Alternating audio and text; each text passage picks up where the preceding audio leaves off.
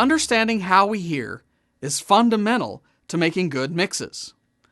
In the pursuit of becoming a better sound engineer, many years ago I began studying the science of how we hear.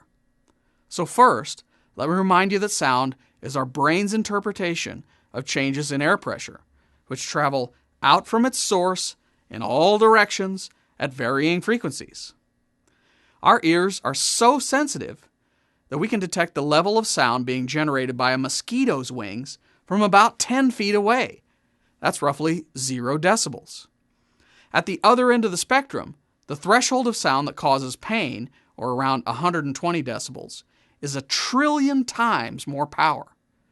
What I realized was how miraculous and complex our hearing actually is. In the early 1930s, Bell Labs decided they wanted to research speech intelligibility in order to determine the least expensive way to transmit a phone call. That study produced what they called the Fletcher Munson curve. In later years, it's become better described as the equal loudness curves. Their goal was to transmit a phone call with the least amount of energy, i.e., save some money. And during their research, they discovered how we perceive different frequencies. They started by using a 1 kilohertz tone as a reference point, and they measured the perceived loudness of all frequencies within our hearing range. The easiest way I can explain it is to demonstrate. Hold on a second.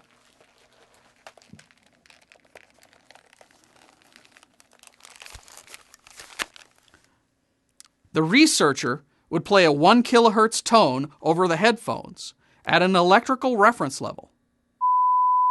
Okay, I hear that. Then he'd play, let's say, a 2 kilohertz tone at the same reference level and ask me, does it seem louder, quieter, or the same as the 1 kilohertz tone? That definitely seems louder. In this example, he'd adjust the level of the 2 kilohertz tone up or down until I perceived it to be at the same volume as the 1 kilohertz tone. Then he would plot the volume change he had to make on a chart.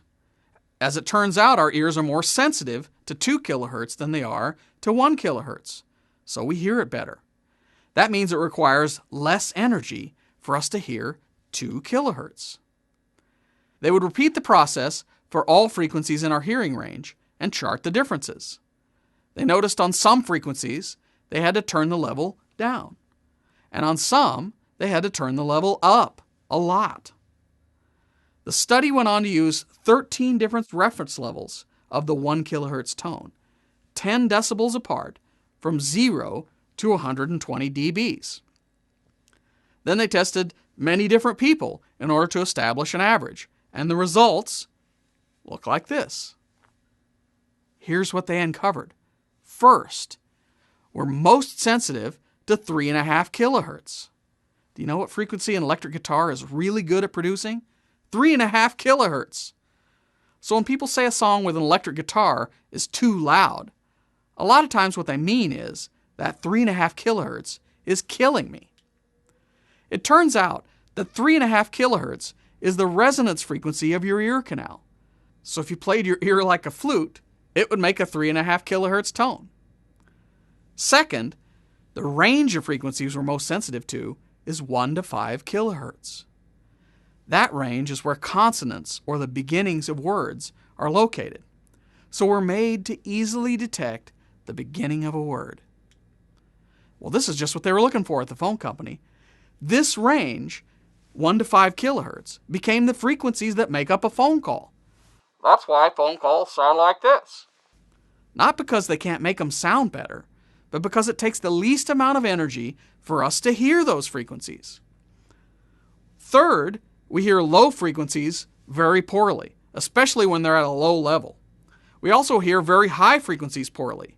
And last but not least, as the reference level gets louder, our hearing response flattens out, and we begin to hear all frequency ranges more equally.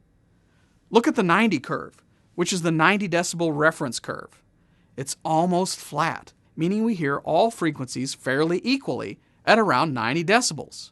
This is why music sounds better and more full when it's louder. Understanding the science of how we perceive sound will greatly influence the way you mix audio. I'm Greg Hill for AV Genius.